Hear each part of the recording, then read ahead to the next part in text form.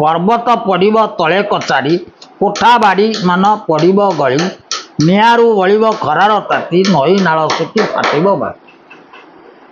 माटी फाटिब माटी तेणु एभली खरा हम सीतार नई नाल सब सुखिकी फाटिब पर्वत बड़ी पड़ब भूमिकंपरू आ कोठा बाड़ी भूमिकंपरू भांगी ए समय आसुच्छी भी आस्ते आस्ते आरंभ होमिति प्रबल भाव सृष्टि हम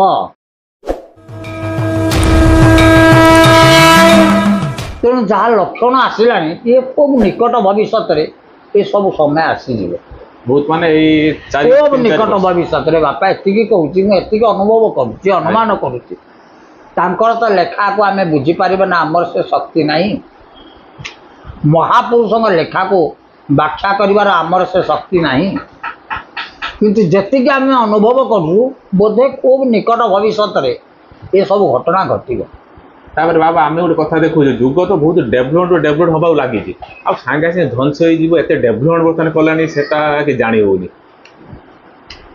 बापा विज्ञान जो चरम सीमार पहुँचे नाश हवा बेल आसे बर्तमान देख बापा प्रत्येक देश युद्ध रंका हाँ सब युद्ध मुहाई रही से सब युद्ध क्षेपणास्त्र टू नगेकी बम टू नगेकी सब प्रकार मारणास्त्र तैयारी करवा चलते कहीं क्या मानवर ना आ सबू गंडगोल जो गंडगोल थेला द्वापर जुगे ओडिए युद्ध बाकी थेला पाग भिड़गुड़ू बुरी सभा समय चली ओलिए बाकी थेला से ओलिक कलिजुग रही बापा देख ये लक्षण देख जेतिक युद्ध हो सब सीमांत युद्ध से जमी सकाशे से भूमि घर टू बाहर पर्यंत सबुआड़े तेणु यहीटा हूँ कलिजुगर शेष बेल लक्ष्य आपण जमी अच्छी आपण भाई माड़ी भाई भाई भीतर कजिया द्वंद मार मार फौजदारी चली देश देश भितर विदेश विदेश भितर सब चली जगह सकाशे आउ कि ना तो जो ओडिए बाकी अच्छे भूमि सकाशे से बर्तमान महाभारत समस्त घर टू बाहर पर्यटन चारिआडे व्यापी गला ना ये कहीं क्षेपणास्त्र ये जो अस्त्र गुड़ा तैयारी कर समय आसो तार प्रभाव पके पृथ्वी पक्ष महापुरुष लिखिं सब ये अचल हो सब जी माने साइंटिस्ट टेक्नोलोजी माने जत्र क्षेपणास्त्र परमाणु कारण यहाँ आम देखा पाऊँ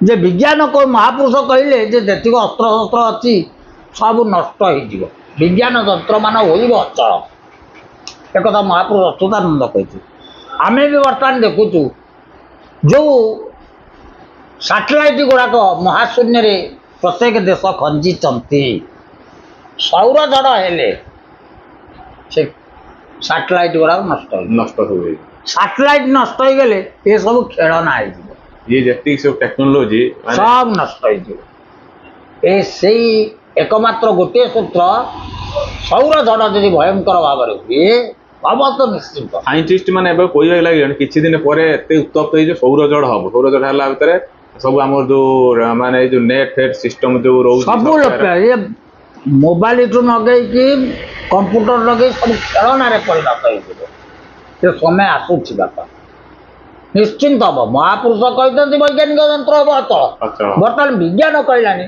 एभली उत्ताप बढ़ी बढ़िका जाऊँगी महापुरुष कहते रविर क्षीर एत जोर उत्ताप बढ़ तार सीमा बाहर तो से उत्ताप बर्तमान विज्ञान कहे से उत्ताप एत जोर बढ़ सौर झड़ हम सौर झड़ जो सब सैटेलाइट गुड़ा नष्ट हो सैटेलाइट किसी रही महापुरुष लिखि 600 वर्ष पूर्व बर्तमान वैज्ञानिक मैंने पूरा मिसी तो अविश्वास कथा भी ये ना बर्तमान विज्ञान मालिका दुईटा जाक सामान नहीं चली महापुरुष 500 वर्ष तले कही जो कथा बर्तमान विज्ञान गवेषणा कर 500-600 वर्ष पर विज्ञान से कहूँ पाकिस्तान बोले गोटे देश सी केत वर्ष माने 50 कि 70 वर्ष भीतर देशटा भी महापुरुष लिखि 600 वर्ष पूर्व लिखि हीराकुद डैम केत वर्ष भी महापुरुष लिखि ତେଣୁ ତାଙ୍କର ଦୂରଦୃଷ୍ଟି ଏମିତିଆ ଥିଲା। ଆମର ଏଇ ତାରିଣୀ ମନ୍ଦିର ବିରିବାଟିରେ ତାରିଣୀ ମନ୍ଦିର ପଟାମଳାରେ ମହାପୁରୁଷ ଲେଖିଛନ୍ତି ତାରିଣୀ ମନ୍ଦିର ବୋଧେ 30-40 ବର୍ଷର ହବ। ଆଜ୍ଞା ସେ ବି ମେନସନ୍ ହେଇଛି। କଣ ମେନସନ୍ କହିଲେ ମାଙ୍କ ବିଷୟରେ? ମୋର ସେ ପଦ ମନେ ପଡୁନି। ଆଜ୍ଞା ସର୍ଟ ଟିକେ କୁହନ୍ତୁ ଯାହା ମନେ ଅଛି। ତାରିଣୀ ମନ୍ଦିର ବିରିବାଟରେ ହବ, ସେଠି ବହୁତ ରକ୍ତପାତ ମନ୍ଦିର ହେଲା ବେଳେ ହବ। ତାପରେ ଜଣେ ସାଧୁଙ୍କର ସମାଧି ପୂଜା ପାଇବ। ତେଣୁ ସେଇ ଯେଉଁ ଆମର ଅଛି କ'ଣ ତ ସେ ବିଲ ମଝିରେ ହରିଦାସଙ୍କ ମଠ, ହରିଦାସଙ୍କ ସମାଧି ପୂଜା ପାଇବ। ଆଗରୁ ପୂଜା ପାଉନଥିଲା, ତାକୁ ଜାଣିପାରିନଥିଲେ କୋଉଠି ଅଛି। ସେ ଗୁପ୍ତ ରହିଥିଲା, ବର୍ତ୍ତମାନ ସେ ପୂଜା ପାଉଛି। କେମିତି ଜାଣିଲେ? କେମିତି ଜାଣିଲେ? କୋଉ ସୂତ୍ରରୁ? ସୂତ୍ର ମାନେ ମାଙ୍କର ମନ୍ଦିର ଆଗେ ହେବ, ତାପରେ ମହାପୁରୁଷଙ୍କ ସମାଧି ପୂଜା ପାଇବ। ଏ କଥା ଲେଖିଥିଲେ ମହାପୁରୁଷ ପଟାମରା ଲେଖିଛନ୍ତି। ତେଣୁ ବାପା ସିଏ 500 ବର୍ଷ ତଳେ ଯେଉଁ ଜିନିଷକୁ ଲେଖି ଦେଇ ଯାଇଛନ୍ତି, ବିଜ୍ଞାନ ମଧ୍ୟ ଫଲୋ କରିକି ସେଇ ସ୍ତରକୁ ପହଞ୍ଚିଲେ। କେ ମହାପୁରୁଷ ଏ କଥା ଲେଖିଛନ୍ତି ବାପା ମାଳିକାରେ। ଆଉ ଗୋଟେ କଥା ଏଇ ବହି ଦିହରେ ଲେଖା ଅଛି, ଅଚ୍ୟୁତାନନ୍ଦ ଲେଖିଛନ୍ତି ଗୋଟେ ପଦ, ପର୍ବତ ପଡ଼ିବ ତଳେ କଚାଡ଼ି। ଏମିତିଆ ସମୟ ଆସୁଛି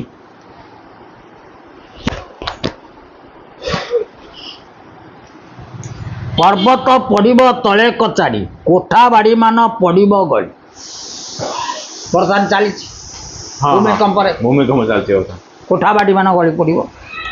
ନିଆଁରୁ ବଳିବ ଖରାର ତାତି, ନିଆଁ ଠାରୁ ବଳିବ ଖରାର ତାତି। କଥା ବର୍ତ୍ତମାନ ବିଜ୍ଞାନ କହୁଛି ଯେ ଉତ୍ତାପ ଏଭଳି ହବ ମଣିଷ ସହିପାରିବ।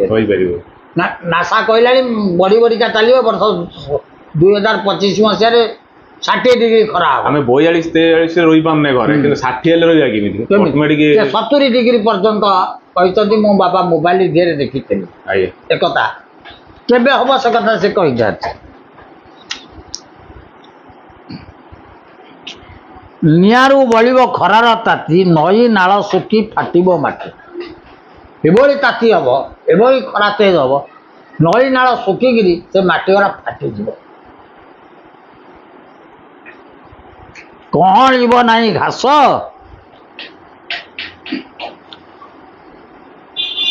ମାର ସ୍ତନରୁ କ୍ଷୀର ଶୁଖିଯିବ, ଜୀବଟି ପୁତ୍ର ସାହସ।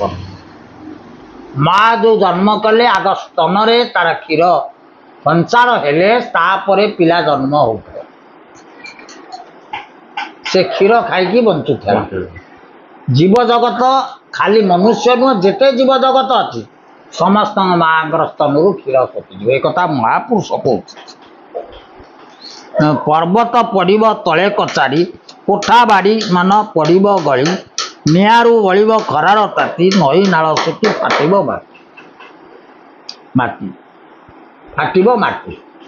ତେଣୁ ଏଭଳି ଖରା ହବ, ତାର ନଈ ନାଳ ସବୁ ଶୁଖିକି ଫାଟିବ, ପର୍ବତ ବଳି ପଡ଼ିବ ଭୂମିକମ୍ପରୁ, ଆଉ କୋଠା ବାଡ଼ି ମଧ୍ୟ ଭୂମିକମ୍ପରୁ ଭାଙ୍ଗିଯିବ। ଏ ସମୟ ଆସୁଛି ବି ଆସ୍ତେ ଆସ୍ତେ ଆରମ୍ଭ ହେଇଗଲାଣି। ଏବେ ତ ଯେମିତି ପ୍ରବଳ ଭାବରେ ସୃଷ୍ଟି ହବ, ये जिनस कोकोआ भय सृष्टि करियो पृथ्वी लोक छानिया भया पोजिशन को जीव डिसीजन किछि नहीं करिवे नहीं पारे से समय आसुची लोक माने भाबुछन सिना या से समय आसी पहुंचुची ये भली भूमिकंप प्रतिदिन महापुरुष लिखते भूमिकंप प्रतिदिन हम उल्कापात प्रतिदिन हम भूमिकंप बर्तमान मृदु भूमिकंप प्राय प्रतिदिन विभिन्न देश में चली से बड़ आकार धारण कर बड़ आकार धारण सब कटाकटी गली पड़ो समय आसूँ।